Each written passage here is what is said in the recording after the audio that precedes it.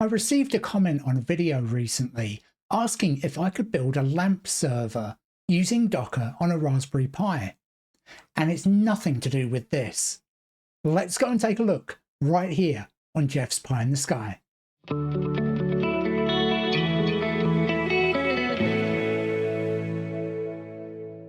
Hello once again, Pi geeks and techno nerds all around the world. My name's Jeff, and I'm an IT professional who's been in the industry for over 30 years. I've been using Raspberry Pi since they first came out, and I wanted to share with you some of the projects that I've done along the way. If you like what you see on this channel, please hit that thumbs up button, subscribe if you want to see more, and hit that notification bell so you can be told when I put a new video out. Let me know in the comments how you get on with this project, and if you've got any ideas for other projects that you'd like to see me do in the future, put those in there as well. From a video that I did recently that was talking about building a Docker registry on a Raspberry Pi, I received this comment here from a guy called Thomas Rasmussen, and he was basically asking if I could set up what's called a LAMP server on a Raspberry Pi. So what he needs is Apache 2's web server that supports PHP and has a database as well, and he wants FTP access to be able to contribute into it. Now all of this is very, very doable, and so let's go through what the building blocks are. But first of all, let's think about what LAMP means. LAMP stands for Linux, Apache, MySQL, and PHP. Now that forms a fairly old stack these days, but it's amazing how many servers are out there still using this stack as their basis. Just as an example, this is the basic stack that WordPress is built on. So if you ever go to a website that's built using WordPress, it will most likely be using a LAMP stack as its foundation. Now, most of the software that we need for this is already readily available as pre-built Docker containers. There are a few tweaks that we're going to need to make along the way, but none of them are too painful. So let's go and get started. Now here, I'm on the same Raspberry Pi 4 that I used for the prior video about creating a Docker registry. And so I already have Raspberry Pi OS 64-bit installed on here, and I also have Docker installed as well. If you don't have Docker installed, you can easily install it with this command here.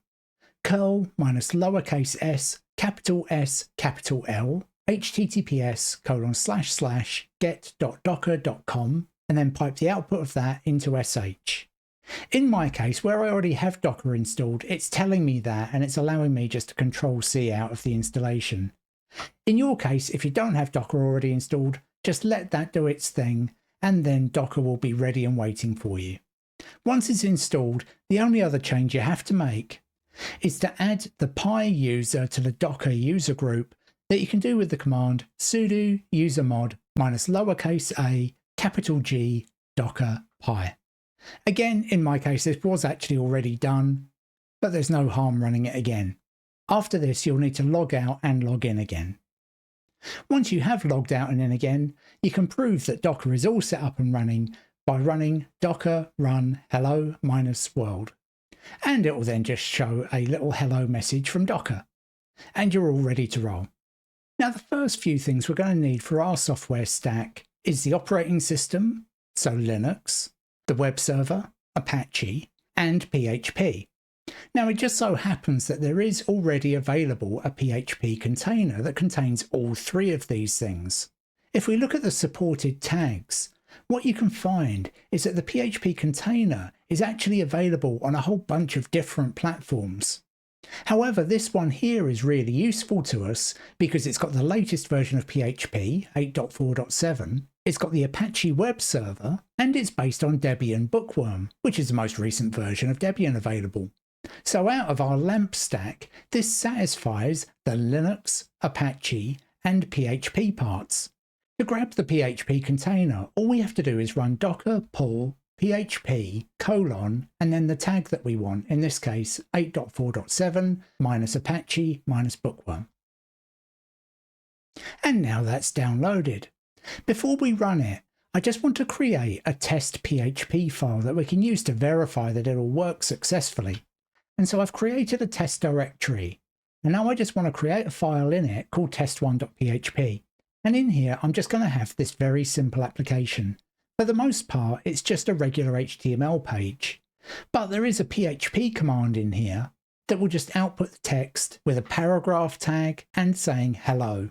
Now, so long as PHP is rendered correctly within the web server, we shouldn't see any of that PHP markup, and instead we should just see the hello text. And so now we're ready to run our container. So initially we just use the command docker run. We provide the --rm option to it to make it clean up after itself when the container finishes running. I provide the -d option to run the container in the background. I then use the -v option to use a technique called volume mounting. Now this just allows you to take a directory or a file on your Raspberry Pi and expose that to your container. In this case, we want to make our test1.php file available, so I'm going to take the directory where that lives, which is home pi lamp server test, and I'm going to mount that into the container as /var/www/html. And this is where the Apache web server looks for all of its web pages in order to serve them out. I then map port 80 within the container to port 80 on the host, and this means that I can access the web server from anywhere on my network. And finally, I just provide the name and the tag of the container that I want to run. And that then gives me this big long ID, which is a unique ID for the running instance of that container. If we now switch to the browser, and I just put in the address bar the name of my Raspberry Pi, and then /test1.php, you can see that we now get our web page rendered. If I do a view page source, you can see that there's none of that PHP markup included in the output. So we know that all of the software that is embedded within the container to allow Apache to run PHP code and render it as HTML is all there and all working. Now, if you've been watching my channel for a while, you'll know I'm a big fan of using Docker Compose to orchestrate the running of my Docker containers. And so I want to write a compose file for this application. And so in here, I'm just taking everything that I just put into that docker run command, and I'm formatting it as a Docker Compose file. So as you can see, it's all very simple stuff. I just have to provide the image name that I'm going to use, the volumes that I'm going to mount, and the ports that I want to expose.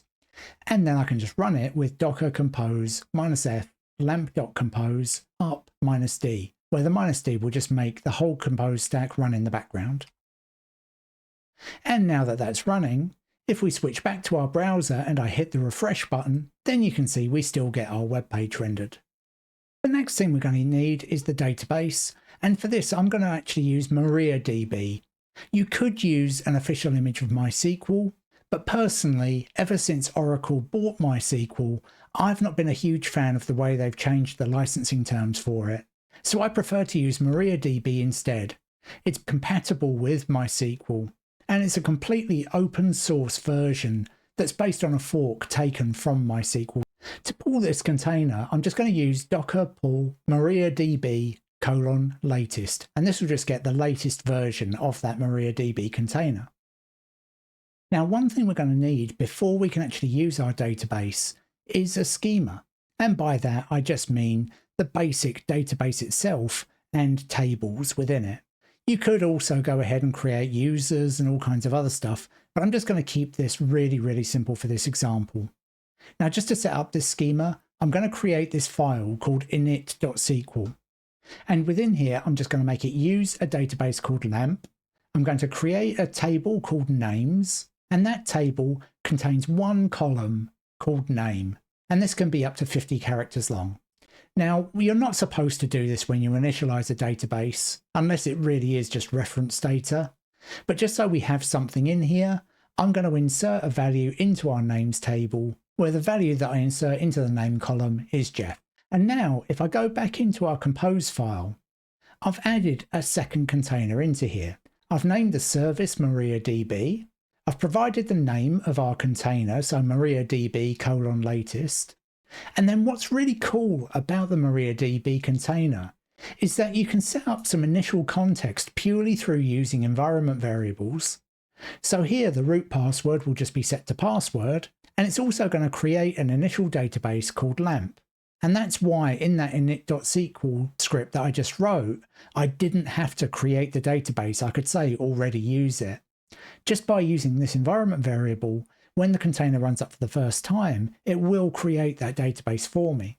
I then use volume mounting to take the directory where I put that init.sql script, and I volume mount that as the directory /docker -entry point -initdb.d. And what will happen is when MariaDB starts up, it will look for any SQL files that exist in that directory, and it will run them in alphabetical order. Now in our case, there's only going to be one script there, our init.sql. And so after it's gone ahead and created the database, it will run that, so we'll end up right there with our data ready for us. And so now if I run up our containers, I can use this command here to actually log into our database container. Docker exec says that we just want to run a command that's within a running container. The -it means that I want it to be an interactive session, meaning that I can type commands in and get responses back. I then have to provide the running container name, and this is different from the image ID. When the container was being started, you can see it set the name there. I just need to make use of that.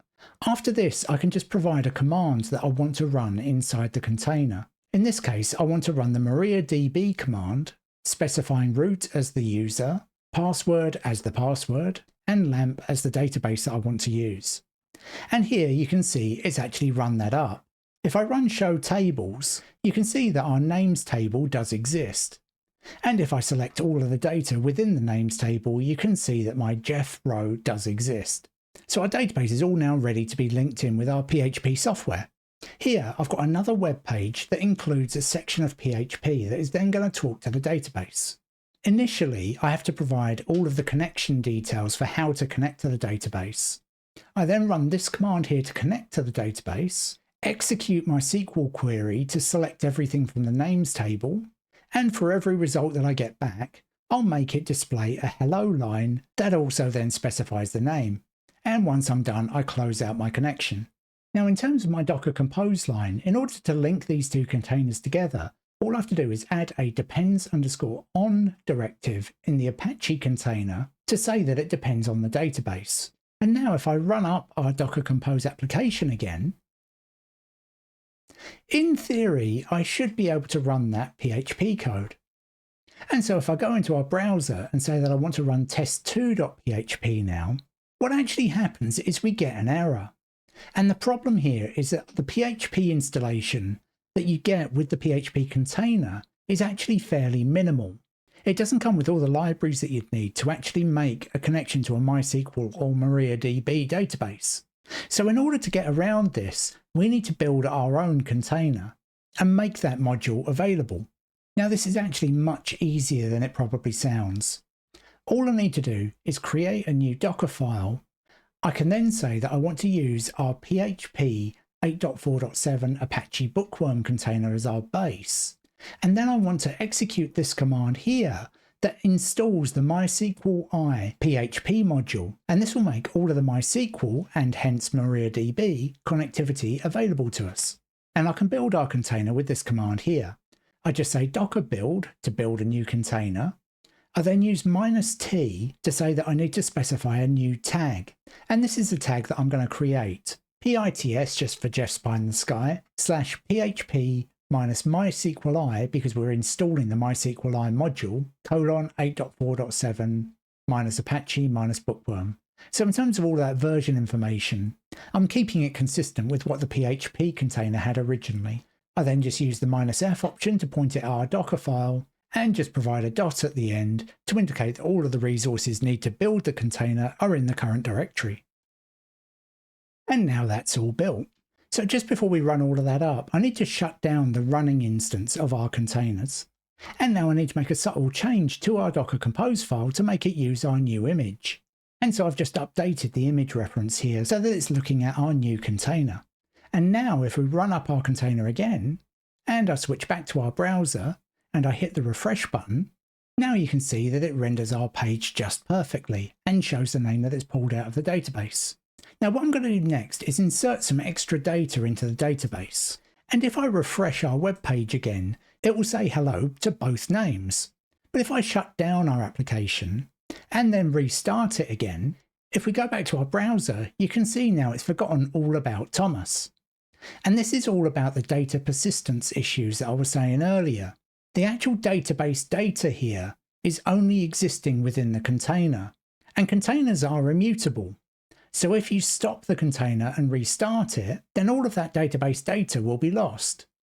Now we don't want that, we want it to be persisted.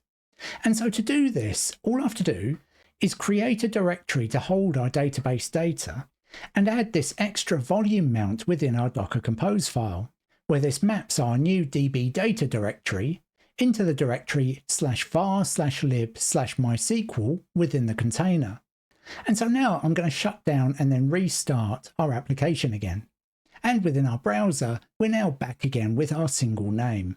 But if I re-add the extra row into our table, and we can see that show up within our browser, if I restart our application again, and I hit refresh in our browser, you can see it's still remembered that Thomas is there now as well. And if we look at the contents of that DB data directory, you can see that there's all of the MariaDB files right in there. So no matter what data we add into the database now, it will never get lost. Now, the other thing that Thomas wanted with this server was to be able to use FTP to send new files to the web server. Now, personally, I wouldn't recommend using FTP for this. FTP is a very old protocol. It's actually a bit difficult to work with in Docker because it uses a whole bunch of different ports for data transfer and for controlling the FTP connection. So instead, I'd recommend using the built-in SSH software that you get with Raspberry Pi OS. And you can then use an application such as FileZilla to set up all of your connectivity requirements and connect to your box that way. And you could then easily transfer files between a source machine and your Raspberry Pi. However, Thomas was saying he wanted FTP, so I'll show you how to do that anyway. Now, I'm not going to set up FTP using a container in this case. Like I say, managing the ports can get really fiddly. And since we're using volume mounting to send in our PHP pages from the Raspberry Pi itself, then it's better in this case to install an FTP server actually on the Raspberry Pi. And one of the best FTP servers out there is VSFTP. And you can install that with sudo apt install vsftpd. Once that's installed, we need to make a change to its configuration file. So we just need to run sudo vi, or you can use nano if you prefer, /etc/vsftpd.conf.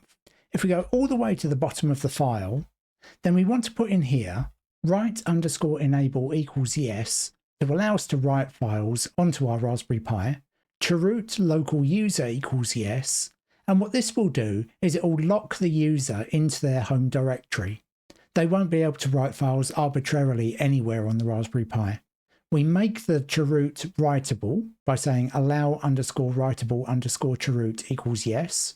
And then we say where the local root is, in this case /home/pi/lamp-server/test. When that's all done, just save the file out. We can then enable the FTP server with sudo systemctl enable vsftpd. And start it with sudo systemctl start vsftpd. Just to make sure it's running, you can run sudo systemctl status vsftpd, and there we can see everything's running. So here I'm on a different machine, and so I'm just going to FTP onto my Raspberry Pi. I'm going to say that the username is pi, enter in the password, and if I do a directory listing, you can see that we've already got test1.php and test2.php right there. So here I've transferred in a new file, test3.php, and if I do a directory listing, it's right there.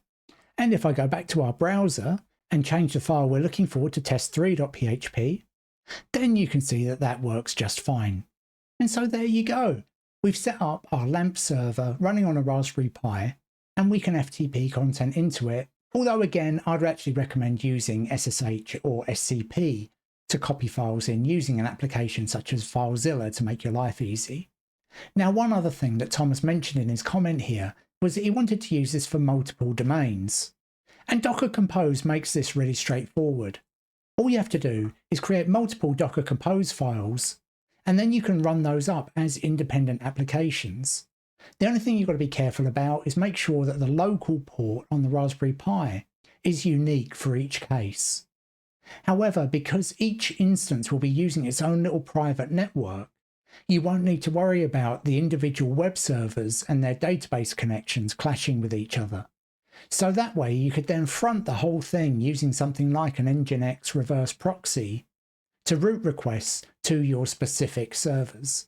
And I've got a video on how to set up an Nginx reverse proxy, and you can select that by the card just here. But that's it for this video. Once again, if you like what you see here, please hit that thumbs up button, subscribe if you want to see more, and hit that notification bell so you can be told when I put a new video out. Let me know in the comments how you get on setting up your own LAMP stack. And just as always, if you've got any other ideas for projects that you'd like to see me do in the future, put those in there as well.